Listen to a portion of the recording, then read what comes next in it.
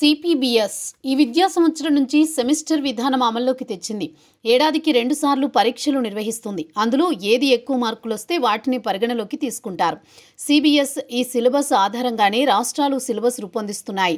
పాఠ్యాంశాల బోధన, పరీక్షల నిర్వహణ చేస్తున్నాయి. తాజాగా ఆంధ్రప్రదేశ్ ప్రభుత్వం పాఠశాల విద్యాశాఖ ఫరక్ రాష్ట్రీయ సర్వేక్షణ్ మార్గదర్శకాలకు అనుగుణంగా 10వ తరగతి పరీక్షల విధానంలో మార్పులు చేసింది. ఈ మేరకు 2026 10వ తరగతి పబ్లిక్ పరీక్షల కోసం ప్రశ్నాపత్రాలు బ్లూ ప్రింట్ను విడుదల చేసింది.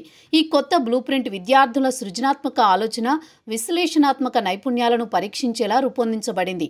బట్టి చదువులకు బదులు విద్యార్థుల అవగాహన స్థాయిని మెరుగుపరిచే ప్రశ్నలకు ప్రాధాన్యమిచ్చారు. కొత్త మోడల్ పేపర్ల విద్యార్థులు సృజనాత్మక ఆలోచనను ప్రోత్సహించేలా రూపొందించబడ్డాయి. ఈ ప్రశ్నలు విద్యార్థులు తమ జ్ఞానాన్ని వాస్తవ పరిస్థితులకు అన్వయించేలా, సమస్యలను విశ్లేషించి పరిష్కరించేలా ఉంటాయి. సైద్ధాంతిక పాఠాలను వాస్తవ జీవిత సందర్భాలతో అనుసంధానించే ప్రశ్నలు, ఓపెన్ ఎండెడ్ ప్రశ్నలు ఎక్కువగా ఉంటాయి. ఇది విద్యార్థుల్లో స్వతంత్ర ఆలోచన, నిర్ణయాధికారాన్ని పెంపొందిస్తుంది. విద్యాశాఖ పేర్కొన్నట్లుగా ఈ మార్పులు విద్యార్థుల పనితీరు ఆధారిత అవగాహనను పెంచడానికి ఉద్దేశించబడ్డాయి. సంప్రదాయ పరీక్షా విధానంలో ఎక్కువగా గుర్తుంచుకోవడంపై దృష్టి ఉండగా, కొత్త విధానం విద్యార్థులతో విమర్శనాత్మక ఆలోచన, సమస్య పరిష్కార నైపుణ్యాలను పెంపొందించడానికి రూపొందించబడింది. ఈ మార్పులు విద్యార్థులను భవిష్యత్తు సవాళ్లకు సిద్ధం చేయడంలో కీలక పాత్ర పోషిస్తాయని భావిస్తున్నారు.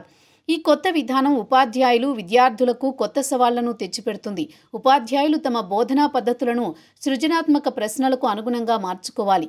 అదే సమయంలో విద్యార్థులు సంప్రదాయ రాత పరీక్షలకు బదులు విశ్లేషణాత్మకంగా ఆలోచించే విధానాన్ని అలవర్చుకోవాలి.